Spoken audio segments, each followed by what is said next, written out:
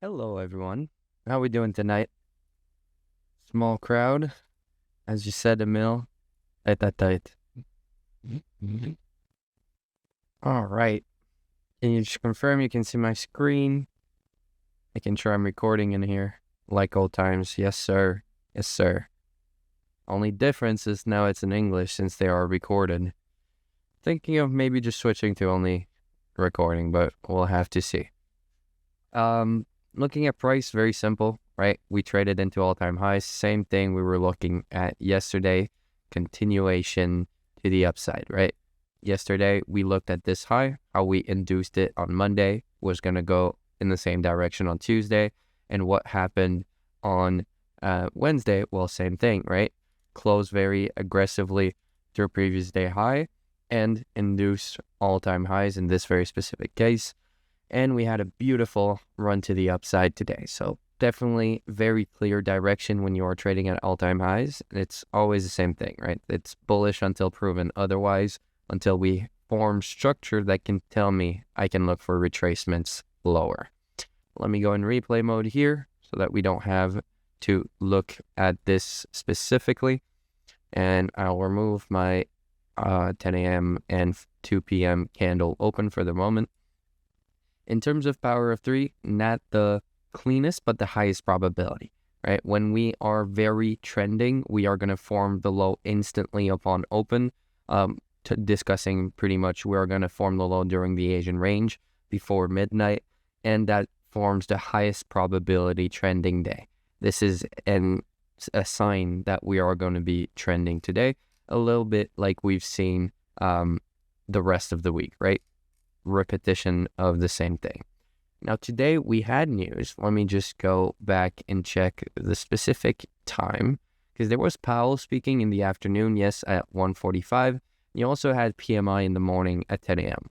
So for me, it was very simple. I was looking to trade before Powell speaks because that oftentimes leads to some weird stuff going on, but we'll also mark out when Powell speaks in case you also wanted to trade afterwards. In the 15-minute, what can we see? Well, New York Open, right here, we had our Judah swing. What do we also see? There was SMT at this point in time. I'm looking specifically, which one was I looking at? So this swing point in relation to this, and let me just mark it out on ES with New York Open, which was at this point in time. So we had SMT at this point, had a little bit of consolidation, which is pretty hard to see on the 15, but once we go down a few time frames, we'll see it. And then additional SMT, just like this, right at our 10 a.m. news. So a little bit of back and forth before the news, but as we know here in the Rice Trading Discord, we are not looking to engage before high-impact news events.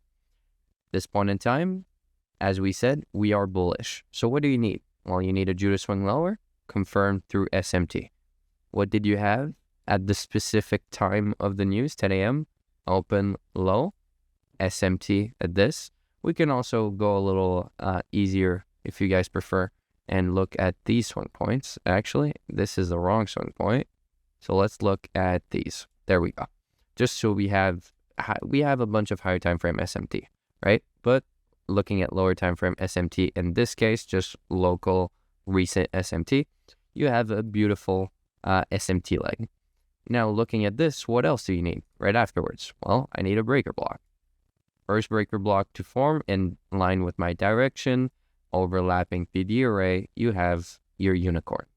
Now, in this very specific case, kind of sad, but you would have gotten stopped out on SMT, if I'm not mistaken. So 1 PD array right here, 2 PD array, 3 PD arrays. No, actually, you would have been fine. Oh no, because there is this inverse fair value gap, which counts as 1. Exactly. I remember because I got stopped out on this one by barely got stopped out on this one. So definitely sucks to see. But with the stop loss this tight, looking at just the current high of day, right, as a partial objective, you would have had the chance to take profit. But it's just like yesterday where you had a nice opportunity, had a nice trade, and you got taken profit very early, but then you got stopped out, break even, and missing a big part of the run. There was, of course, multiple other opportunities, but right here, you got stopped out on SMT, which your idea is still valid. But for me, I can't just re-enter on a trade because I want to. I need my model to be present. And I'm not looking for an additional breaker block here and then entering on a trade, which a lot of people can, right? I decide not to because for me, that's the definition of chasing a trade. But if you were looking, idea is still valid. I just got stopped out on SMT. So I'm waiting for breaker block, overlapping fair value gap. Why am I drawing it like this? Because there is an adjacent volume imbalance. So that is included in the fair value gap. And as you can see, when you trade it above here, form the breaker. So the next candle over, you're entering on this trade. Let me make it with precision. 2 PD array stop loss rule, pretty clear. You have one inverse fair value gap, 2 fair value gaps here. So your stop would be at the bottom. And of course, do you have a clear objective? No. So what am I going to use? I'm going to use standard deviations. Now, I like this because this is the big breaker that is confirmed at this point in time. But you would also use the standard deviation from your original breaker. And as you can see, reversal range here. Terminus never got hit until later in the afternoon, but you had nice opportunities to take profit along the way. To be honest, anything under 2R here without a clear level to look for take profits, I would not have considered it. And I just noticed that we actually, because I'm on NQZ and ESC, actually removed this level. So let's go back and just put it up. Got taken out very early in the day, all-time highs.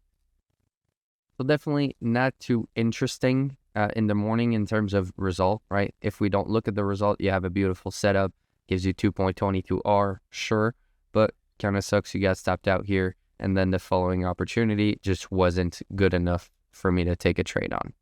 So definitely a slow morning there. If we go look at the PM session, you had a very clear lunch rate. But with Powell speaking, once again, that is a risky trade. So a lot of traders will decide to trade high impact news nonetheless, and they take half risk and stuff like that, which is what I oftentimes do as well. So in riskier situations that I still want to be a part of because the move is happening at the current moment, right? I'm going to be looking to trade, but just with smaller size. Today specifically, I did not trade the PM. Pretty busy day. Looking at this, you have your lunch range, and you're looking for after 1:30 for one side to be taken out to go target the other, of course, in line with your higher time frame direction, which in this case, as we explained, we were bullish, trading all-time highs, of course. And how do you enter on a trade? Well, breaker block. In this case would be this candle, actually. Breaker block, then you're looking for an overlapping PD array. But see what I was talking about, this is just before news. So if I'm entering on this trade, I'm entering half risk for sure. Just because Powell is not really a news, but you understand that it will bring a lot of volatility to the markets, right? So you have to be careful. There's going to be a lot of heavy pullbacks, as you can see along these runs. But you had a very nice opportunity. If your 3 PD array stop loss sitting right here, right? Inverse fair value gap, fair value gap, fair value gap. You have a pretty nice objective at lunch highs being 2.56R. So that's great. You didn't have any pullbacks up to that point right after your entry, of course. And afterwards, heavy pullback. If you were break even after taking your partial here, very big partial in this case for me, that would have been at least 70%. Well, you would have been chill. And even if you entered a little bit late on this move, you would have been okay not getting stopped out here and managed to catch all of this move. As I always say, for me, it's all about just closing based on time when we are very trending. So that would have been a close at the 4 p.m. close. So I'm just going to mark it out. Close at 4 p.m. That's 70 handles, 5.6R. Definitely a great setup right then and there. So a lot of opportunity, but not in the best of delivery. That is what we've seen recently. Definitely, right? We've seen a lot of high resistance move. We're at all-time high closing the year. This is to be expected. Do you guys have any questions about the day? I'm guessing no, we have quite a small audience tonight. All right, pretty clear. Well, I wish you all a great night. We'll see each other on Friday for another price action review. good luck with NFP. Hopefully, we'll see some downside. Have a great night, guys.